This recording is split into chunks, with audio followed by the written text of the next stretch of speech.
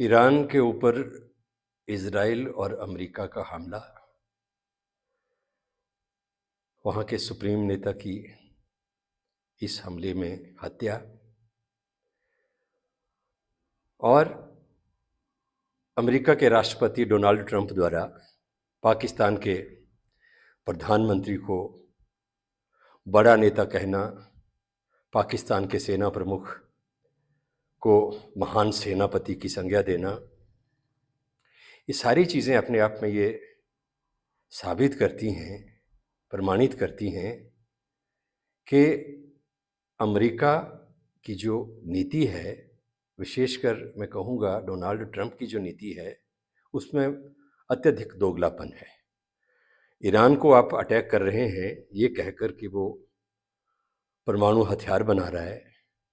फिलिस्तीन का समर्थन करता है, आतंकवादी गतिविधियां प्रमोट करता है। दूसरी तरफ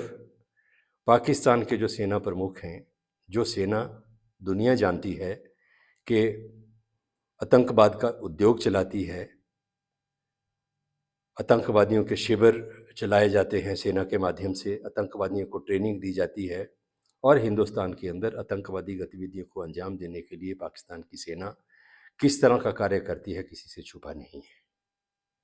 पाकिस्तान भी परमाणु हथियार संपन्न एक देश है, तो उस देश के प्रधानमंत्री की आप तारीफ कर रहे हैं, सेना प्रमुख जो आतंकवाद को प्रमोट करने के लिए पूरे विश्व में जाना जाता है, उसको आप महान सेनापति की संज्ञा दे रहे हैं, और दूसरी तरफ ईरान के ऊपर आप हमला करके वहाँ के जो सुप्रीम नेता हैं, वहाँ के जो देश के प्रमुख हैं, उनकी हत्या करते हैं। ये अपने आप में साबित करता है कि आप सत्ता के नशे में और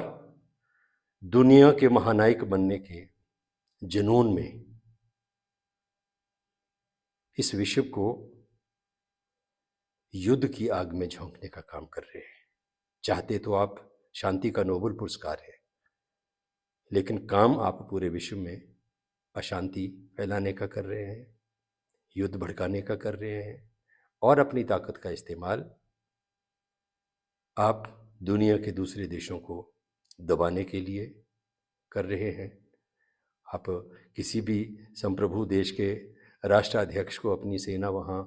का ऑपरेशन करके उठा के ले जाते हैं, किसी देश के प्रमुख नेता की आप हत्या करवाते हैं। तो ये सब कुछ जो चल रहा है, ये आप दुनिया में अपने आप को एक अपना दहशत पैदा करने के लिए और दुनिया को अपने चरणों में डालने के मकसद से ये सारा जो खेल है डोनाल्ड ट्रंप खेलने का प्रयास कर रहे हैं। लेकिन हमारे लिए सबसे बड़ा दुर्भाग्य का पहलू ये है कि भारत सरकार और हमारे प्रधानमंत्री, जहाँ पूरे विश्व में अमेरिका, भारत, रूस, चीन, इन 4 देशों की आपस में बराबरी की तुलना होती थी, और जब दुनिया के बड़े मसलों में भारत की भूमिका को भी बहुत आशा के नज़रिए से दुनिया में देखा जाता था, आज उस भूमिका में भारत प्रधानमंत्री नरेंद्र मोदी की कमजोरियों की वजह से नज़र नहीं आ रहा। इतने बड़े घटनाक्रम इस दुनिया में हो रहे हैं, भारत को लगातार डोनाल्ड ट्रंप प्रधानमंत्री को भी और भारतवर्ष को भी